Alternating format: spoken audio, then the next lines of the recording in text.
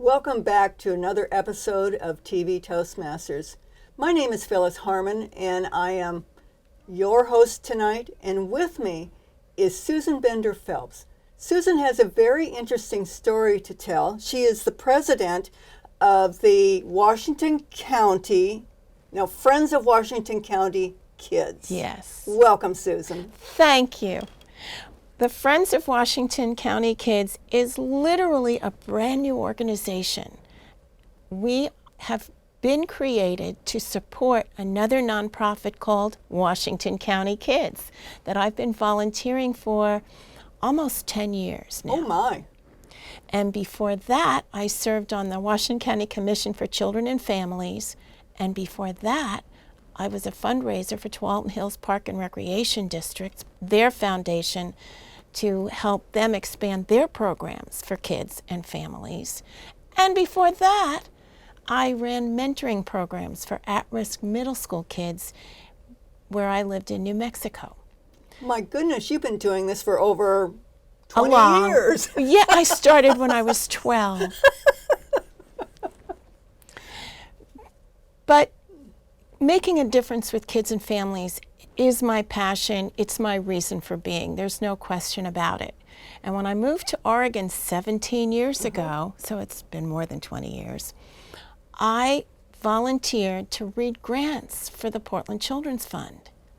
And the city of Portland had voted for a tax levy that would consistently fund early learning, after school, before school child care, weekend child care, summer programs, and I just loved the idea. It was very cool that my expertise in mentoring was put to use almost immediately to help them evaluate which were the quality programs. So you actually have fallen into something that you love, and where are you going to go with this? Now, I understand that you have a new role with this organization. What are your plans? What are you going to do? This is fabulous. Well, originally we wanted to get our county commissioners to do a ballot measure that would allow the voters in Washington County to say, yes, we want to pay a little extra money to help fund these programs so that kids have these programs, that families are able to access them, and that parents who work could finally breathe because their kids were in a safe, quality program that they could afford, and the schedule matched their work schedule. What a concept. What a concept. Turns out that's not how it is in Washington County right now. But that's the vision. That's truly the vision. So what are you doing? I hope I'm not leaping ahead to where you're planning to go Sure. here. But I'm really interested in how this is being received. You said it's a fairly new program in Washington County. What have you done to get the word out? Fabulous. Well, we started by, oh my goodness, 5 years ago we did polling.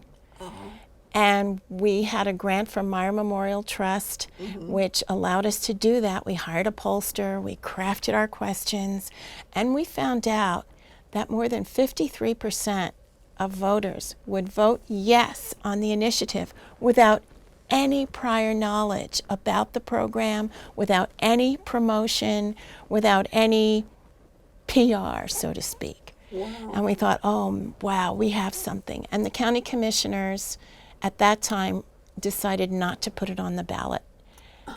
They felt that they wanted to deal with other issues that they thought were significantly more important, even though voters were willing to support this.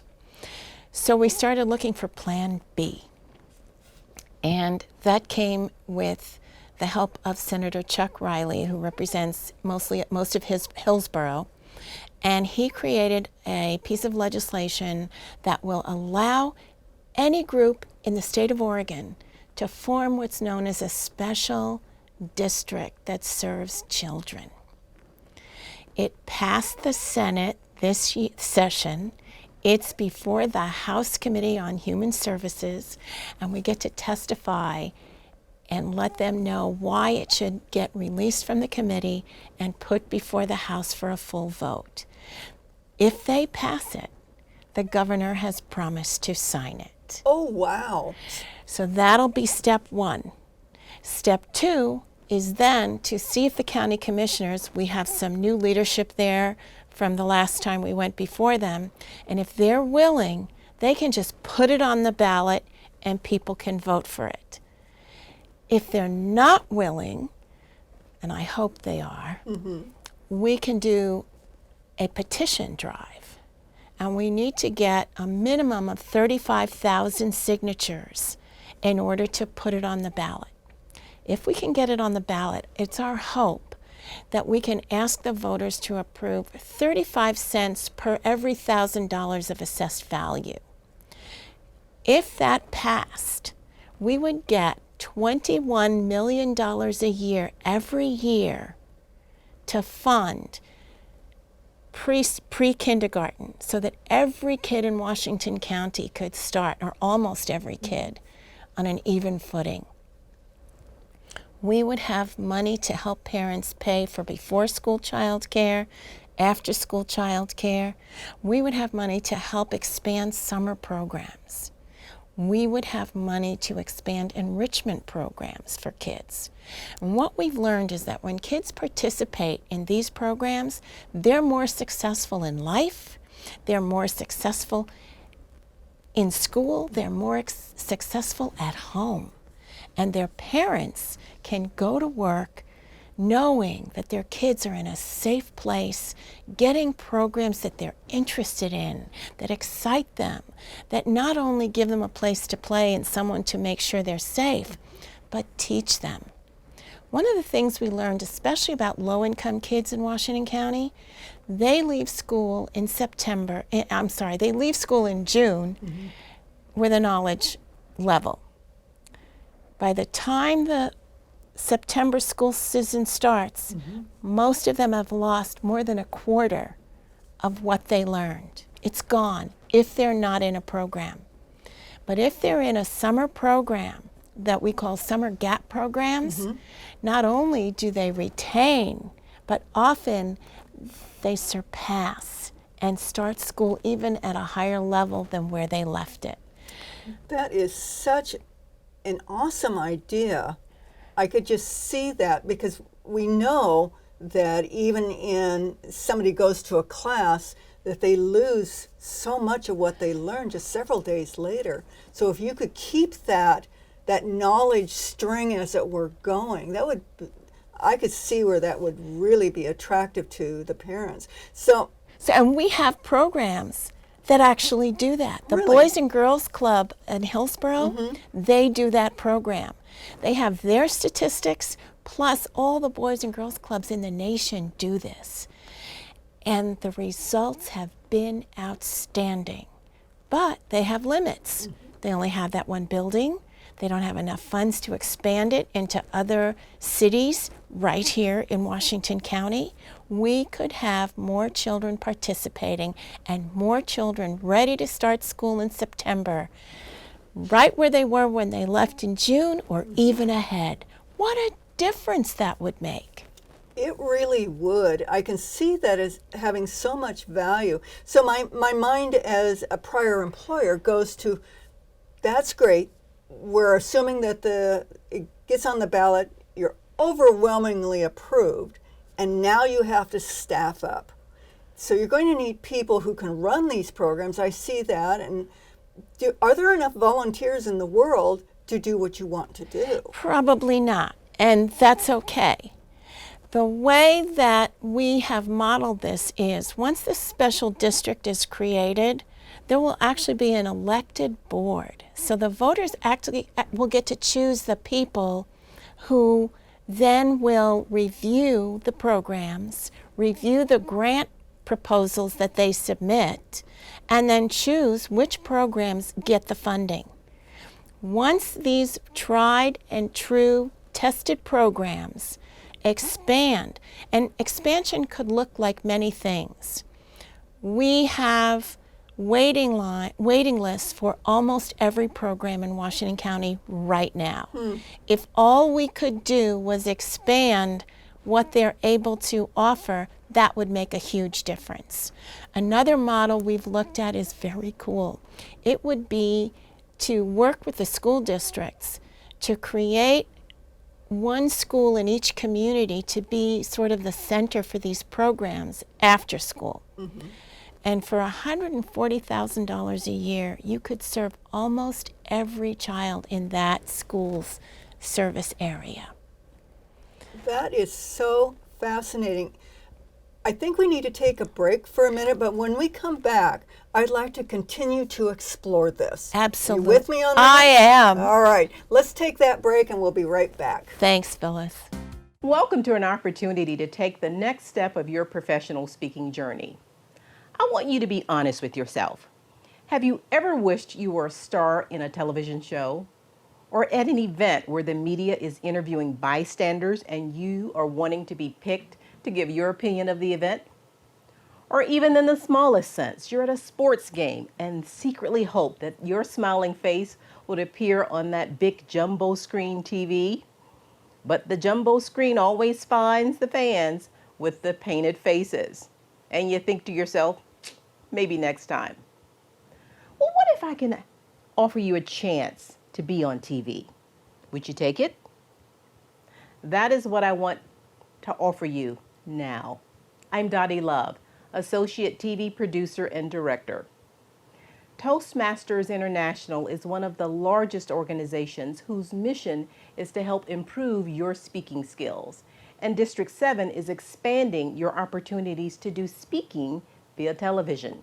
We have 4 fully equipped television studios and TV Toastmaster broadcasts to over 500,000 homes, plus a YouTube channel. Who knew? We want to invite you to take advantage of using media and television, either in front or behind the scenes. Let me share a few options that you have. First, you can be a guest on a show. Highlight your business or hobby or your community interest. Anything you're passionate about. Be a featured guest. Secondly, you can train to be a host on an ongoing TV segment. We will train you for that. Third, what about creating your own talk show? We will train you for that as well and give you access to a community media studio to do just that. Or lastly, be behind the scenes, either running a camera or editing shows. You decide which avenue is best for you, and our TV Toastmasters team will help you to navigate to get the most out of your media experience. Personally, I've done them all. I started as a guest, went to hosting, up to directing my own TV show. I don't tell you this to impress you. I tell you this to impress upon you that your personal growth with Toastmasters is directly related to what you take advantage of. And I encourage you to be bold in looking for opportunities to stretch and grow.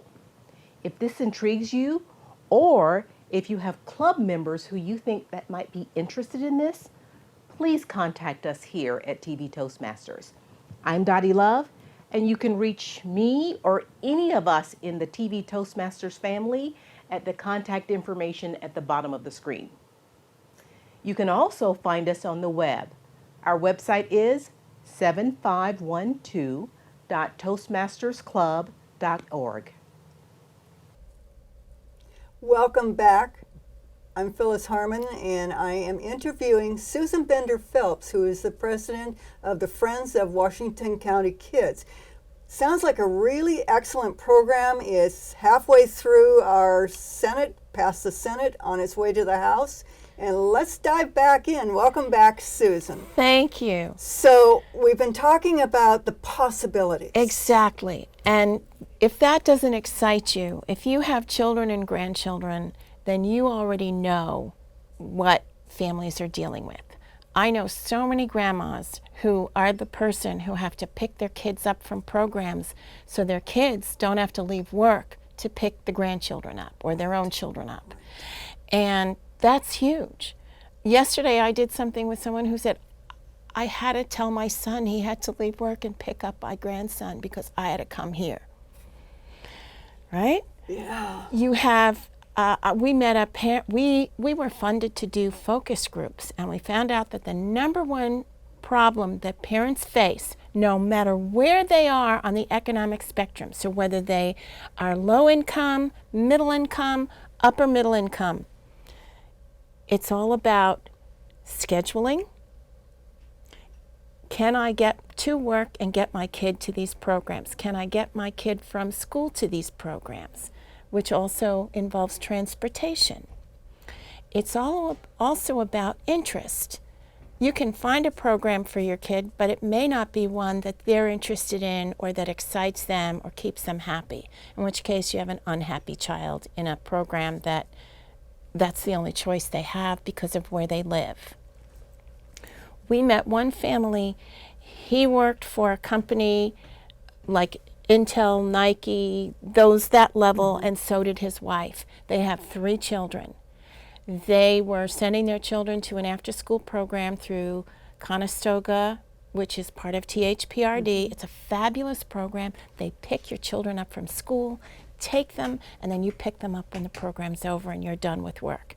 Fabulous. But it's so expensive that they can't afford to buy a house in the area that they would have to live in so their kids could go to that school and go to that program. I remember years ago when I faced those same problems with my child. And luckily for me, my husband and I worked different schedules, so we had her in an after-school program, but there was a finite time that she needed to be picked up. Yeah. And my work schedule often had a lot of overtime, so that was always a worry. So I'm glad to see there's other possibilities out here. Well, that's what we're working on, because those possibilities don't exist yet. Parents are still struggling with the same problems you had, the same problems that I had. And in Oregon, child care can cost more than college tuition. Oh my gosh. I remember back when it was expensive. I imagine what it is now. Right. So if this ballot measure to form the special district should pass, and the voters approve just 35 cents per $1,000 of assessed value, the average homeowner would end up paying $150 a year. But you can see what they could get. Subsidized programs, expanded programs, peace of mind, the ability to do their work fully and be focused at work, and children who can succeed and be taken care of and safe and not be involved in the legal system or being home alone playing video games for hours on end. That's the vision, that we can move the dial. This would raise about $21 million a year. And then the elected board would be able to go through the grant proposals, decide which organizations receive that money, and because the money would come in consistently every year, they could give 5-year grants, which would make everything change for the nonprofits who deliver these programs. Now, one of the things that I've heard about nonprofits when they get grants like this is that they can also be pulled away from them when the economy gets a little wonky over time. Do you see any of that happening in the future where you have to go back again and reapply, as it were? They would have to reapply every 5 years. They would also, the staff would also work with them throughout those 5 years to see that they're on track and make sure. By doing the special district, the economy wouldn't have the same kind of an effect as it does when the state legislature. And we really felt that if we could support families whose kids are in school without having to fight with the schools for the same pot of money, what a difference that could make for the schools, for the kids, for the families, for the community. Now, you've mentioned SAFE several times during your talk with me tonight.